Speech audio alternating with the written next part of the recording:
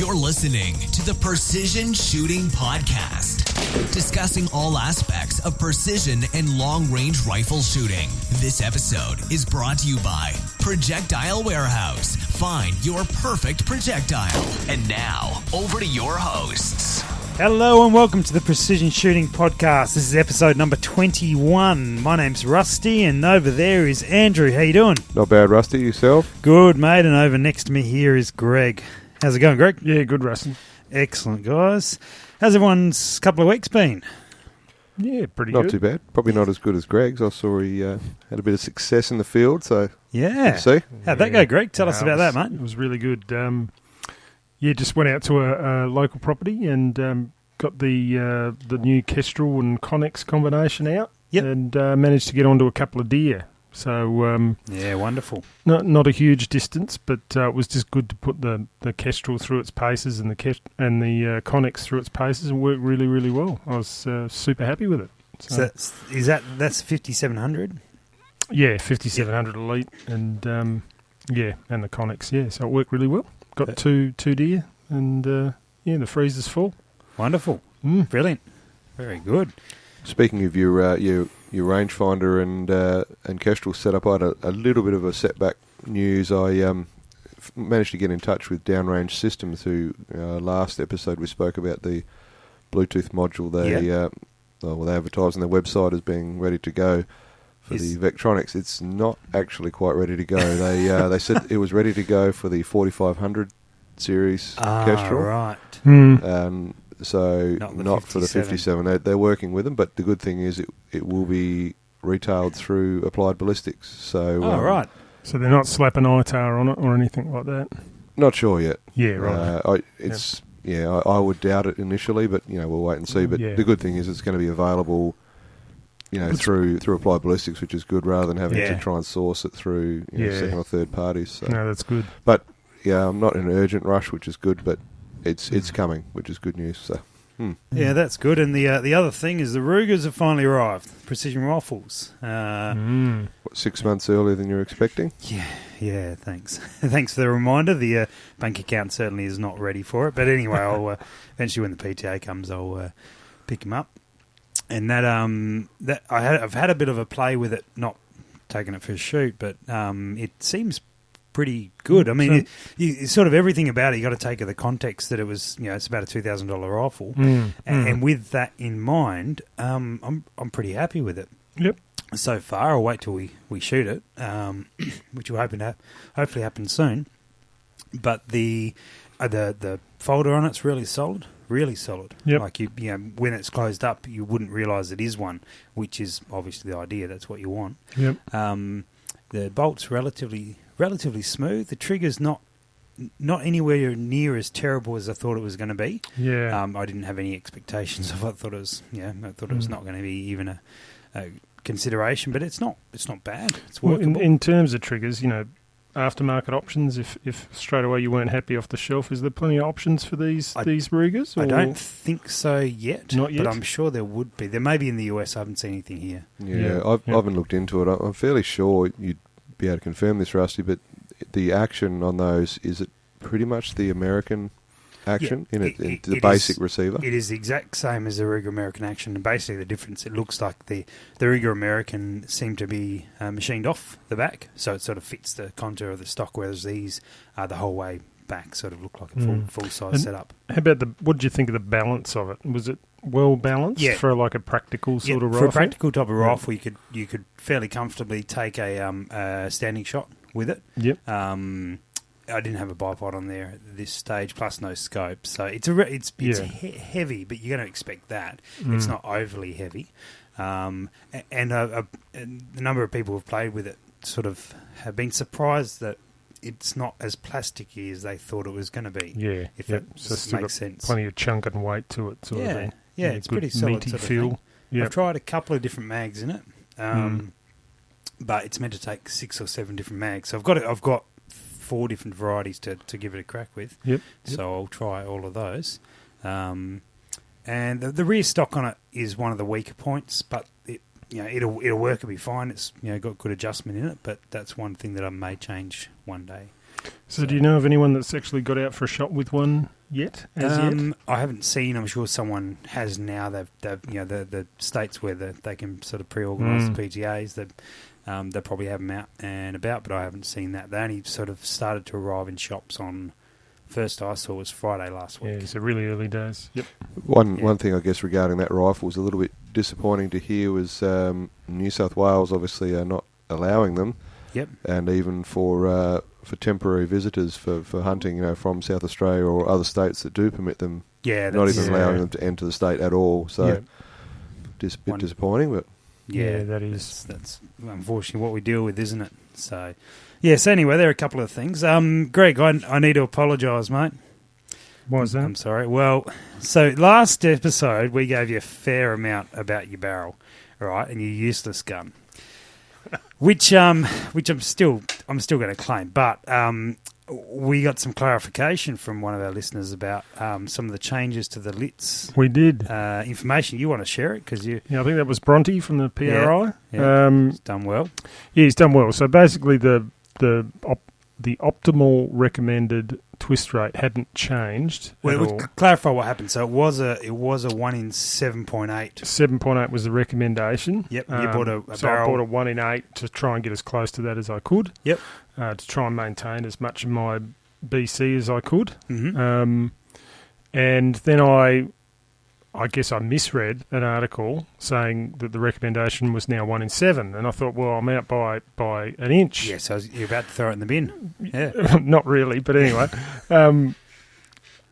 But what it turned out to be was that what the burger guys had done is applied a rounding system. So if they had any part recommendation, so 7.8, they would round down to the next tightest twist. Yeah, okay. And that's what they implemented. So yeah, they recommend 1 in 7, even though the optimal is still up round 7.8 or thereabouts. Yeah, okay. So what you're basically saying is still 0.2 out, really. Actually, I went to the burger twist rate calculator and had a go in that, and I put in basically what my expectation is in terms of MV and all that sort of stuff, and it comes up as stable. Oh, so, yeah, I know. I'm still not convinced. Can't give you too much material. No, that's right. No, we'll find something else. I'll try and defend my position as much as I can. We'll try and find something else to pick on with that particular gun. No worries. But no, look, have you got any updates? Is it any closer? We're there or not quite? No, not there yet, but gee, it must be phone call any day type. Yeah, okay. Time. So at that point. It's in good hands. I'm just waiting for him to get to it, basically. So very good. So we'll very keen. We'll await for the news on that one, and then we'll find something wrong, and then we'll. Well, if it shoots 0.1 of an inch groups, Sam, I think we might be in a little bit of strife, but. Yeah, but they'll be the wrong colour. Also, yeah, I'm not stopping load development till I get that now. Oh, very good. Also spoke with Butters from Practical Rifle NT. They had a shoot there a couple of weeks ago, I reckon, and he said that they had a bunch of new faces, which is really exciting to see. Great. Bunch Word's of guys getting out. Yeah, so if you're in NT and you like this sort of shooting, get up there. They have announced, although they haven't confirmed the dates, they've announced a 2-day event at the end of the year, which they're looking at the beginning of October. But they will confirm dates, and we'll get Butters on here and have a bit of a chat about that. So that will be really good. That's a pretty exciting event for anyone in Australia to get over to. What month did you say? October at this stage. Oh, so I hope you like humidity. Love it. It's great. Yeah, it's well, it doesn't have that big effect on your ballistics. What are you worried about, Greg? It's not so much the ballistics you should be worried about. I know. It's my physical prowess. I might sweat a little. I'll leave that to you, mate. That would be good. The other thing we should let everyone know is Vic Practical Rifle with the Precision Service Rifle Series. Their next event is at the end of June, or close to the end of June. I reckon it's the 25th and 26th, which is the same weekend as Sydney Shot Expo. So unfortunately, we do miss out on that one, but Greg and I will be at the Shot Expo. So if you also unfortunately miss out on the Vic comp, come and say good day. But if you are in Victoria or can get there that particular weekend, I'm sure Jared will love to see you there, and we might even try and get him to come on. And but otherwise, you can find them on Facebook, or they've got a website now as well. So hit them up and get along to that. That should be good. I know a few SA guys are going over as well for that one. And then their next one after that is in August, and we're going to take a crew over. So if you are interested in heading, let us know. That would be good. What else have we got? News. One of our sponsors, and what I do is Southern Shooters has changed its name for the training side of things to Impact Dynamics. Probably a couple of reasons why, but anyway, we'll leave it at that. So if you see Impact Dynamics on Facebook or the new website coming out in a couple of weeks, that is the same thing. It's just changed slightly. Brian Litz has a new book coming out in July as well. Yeah, I saw that article. Yeah? Yeah. It looks like he's done a bit of an analysis on barrels in that particular He edition. hasn't, but, I don't know how much he was involved, but the guy from Precision Rifle Blog has done a big analysis on barrels, and Nick Vitablo has done a big analysis on rangefinders.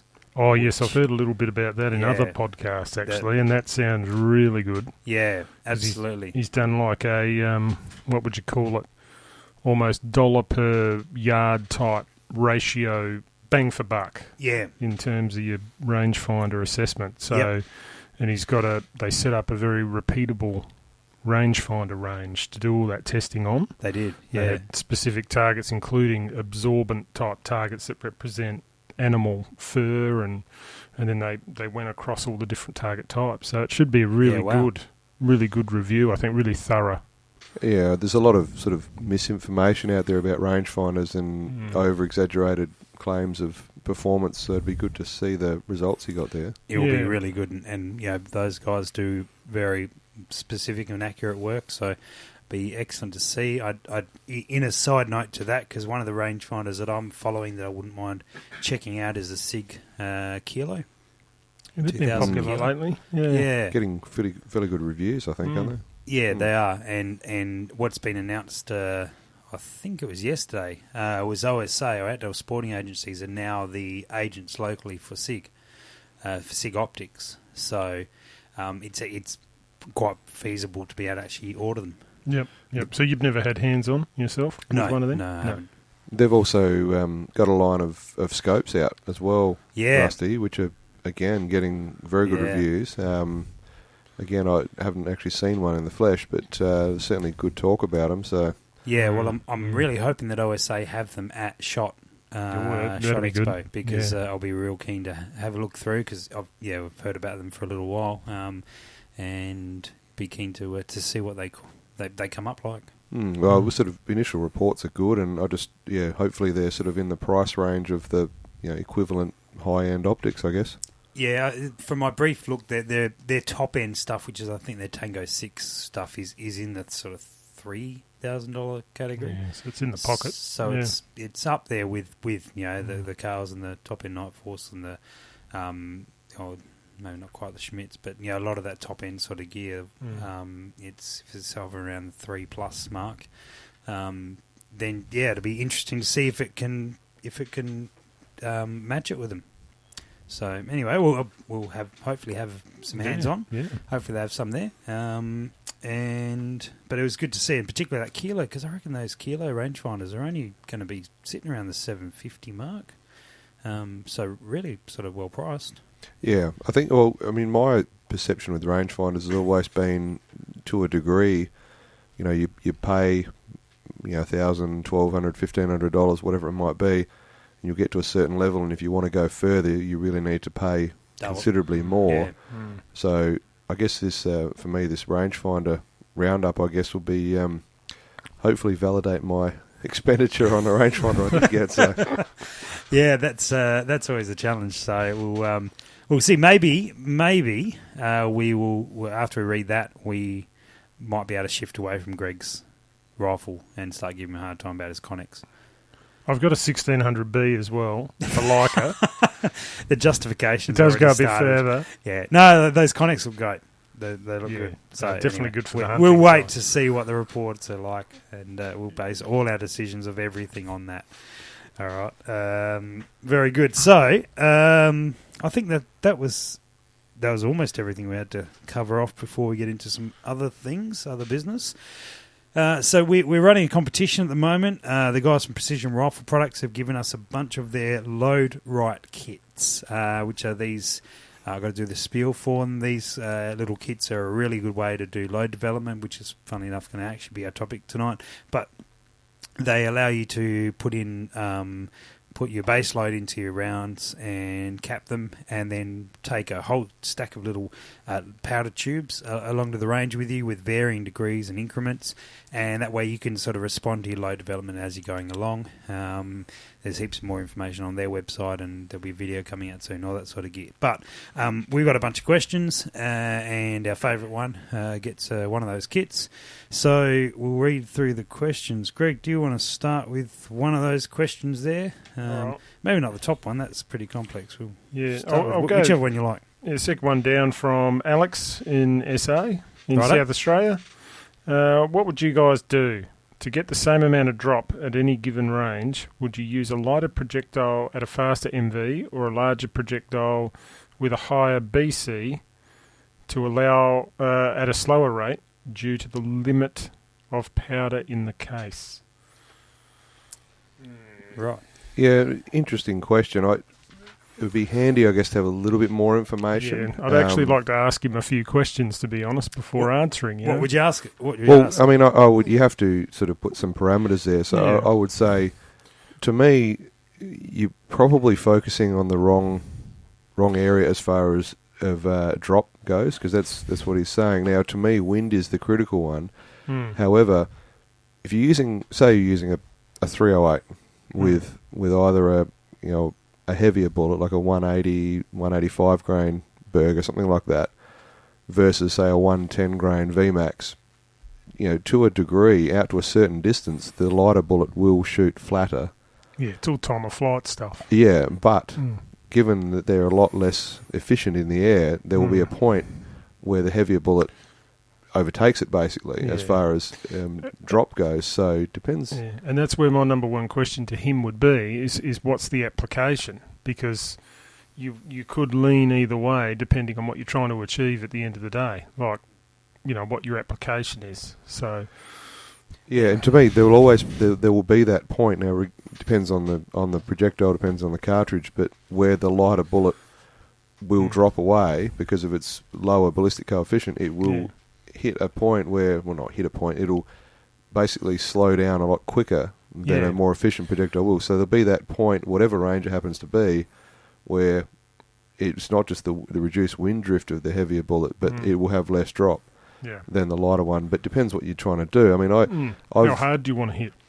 Terminal performance is another question to ask. Do you want to hit hard at range, or hit, is the lighter projectile going to hit hard enough? Well, I mean, I've built rifles with this, specific purpose of spotlighting, and for a lot of, most of the guys in Australia would know what that's all about, but a lot of, US listeners wouldn't really. But it's not